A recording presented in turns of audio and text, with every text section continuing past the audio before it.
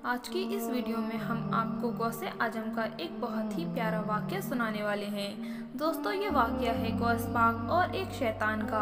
गौसे आजम का पूरा नाम हज़रत शेख अब्दुल कादिर जीलानी रहमतुल्लाह ताला अलैह है।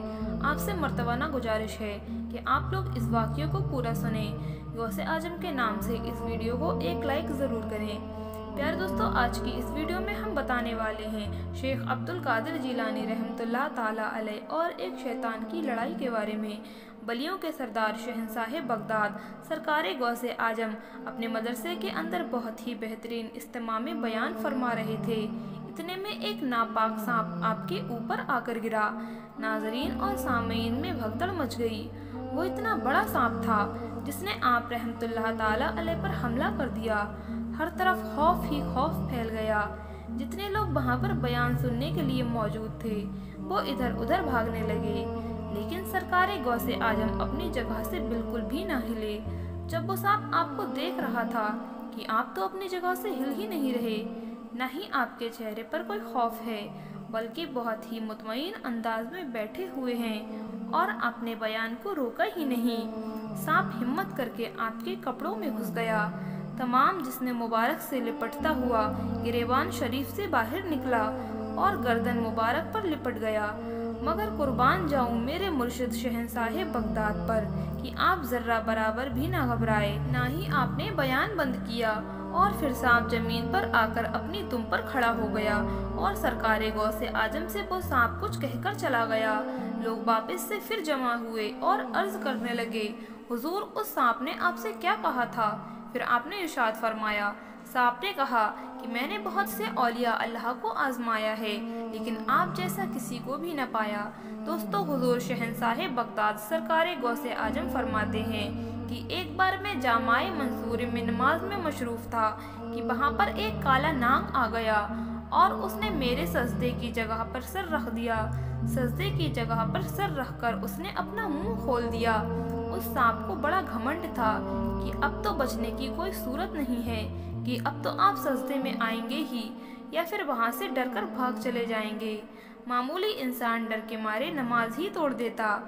जब आप सजदे में जाने लगे तो बहुत ही सुकून से उस सांप को हटाया, जैसे कोई तकलीफ देने वाला जानवर ही न हो, बल्कि कोई मामूली सा कीड़ा हो।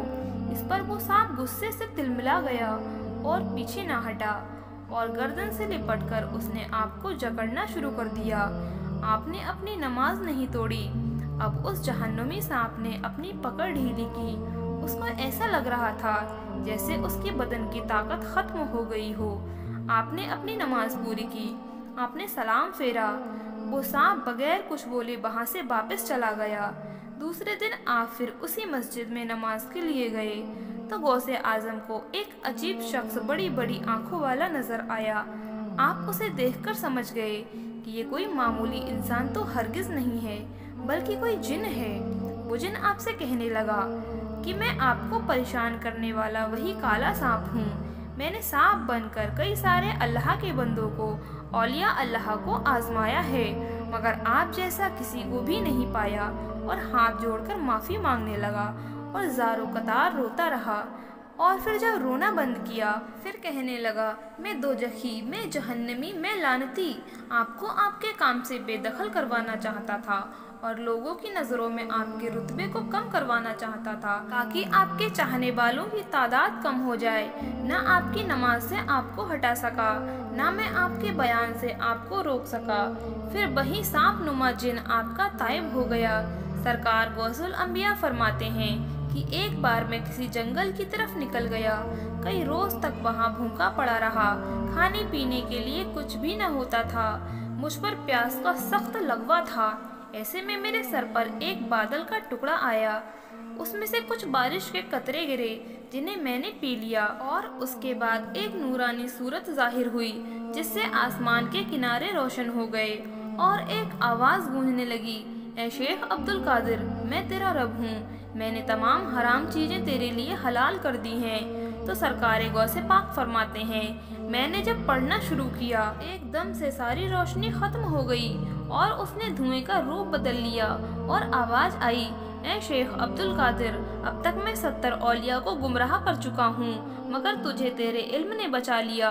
पीरों के पीर शेख अब्दुल कादिर जीलानी कुतबे रब्बानी पीरे पीरा मीरे मीरा अहले मोहब्बत की नसीहत के लिए फरमाते हैं, मैं जिन दिनों जंगल में रहा करता था, शैतान तरह तरह की शक्लों में हथियारों से मुझ पर हमला करते थे, मुझ पर आग बरसाते।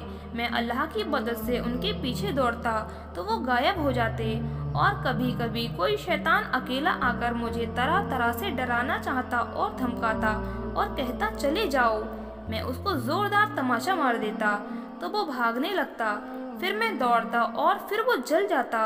हुजूर गौस पाक फरमाते हैं, एक बार निहायत खौफनाक सूरत वाला एक शख्स जिससे बहुत बदबू आ रही थी, तो वो शख्स मेरे सामने आकर खड़ा हो गया और कहने लगा, मैं इब्लीस हूँ और आपकी खिदमत के लिए हाजिर हुआ हूँ कि आपने मुझे और मेरे चेलों को थका दिया है। तो सरकार गौसे आजम फरमाते हैं, मैंने उससे कहा तू दफा हो जा, उसने इनकार कर दिया।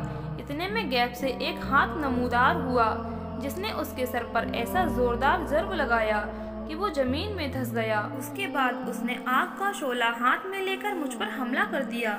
इतने में एक नकाब पोश साहिब घोड़े पर सवार होकर तशरीफ लाए। ये देखकर वो शैतान भाग खड़ा हुआ। गौसे आजम फरमाते हैं, एक बार मैंने देखा कि शैतान दूर बैठा अपने सर पर खाक उड़ा रहा है और कह रहा है, ए अब्दुल कादिर, मैं तुझसे मायूस हो गया हूँ। मैंने कहा, ए मलकून दफा हो जा, मैं तुझसे कभी भी बेखौफ नहीं हो सकता। और बोला, आपकी ये बात मेरे लिए बहुत ज़्यादा सख्त है।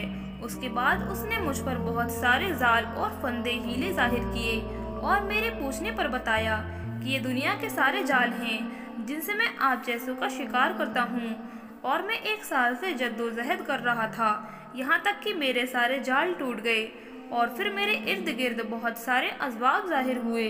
मैंने पूछा, ये क्या है? तो बोला, ये आपसे मुताल्लिक मखलूक के असबाब यानी कि मखलूक की मोहब्बत है। इस मामले में भी मैंने मजीद 1 साल तवज्जो जद्दोजहद की, मगर वो सब के सब जाल भी टूट गए। प्यारे दोस्तों, ये शान होती है अल्लाह के बलियों की।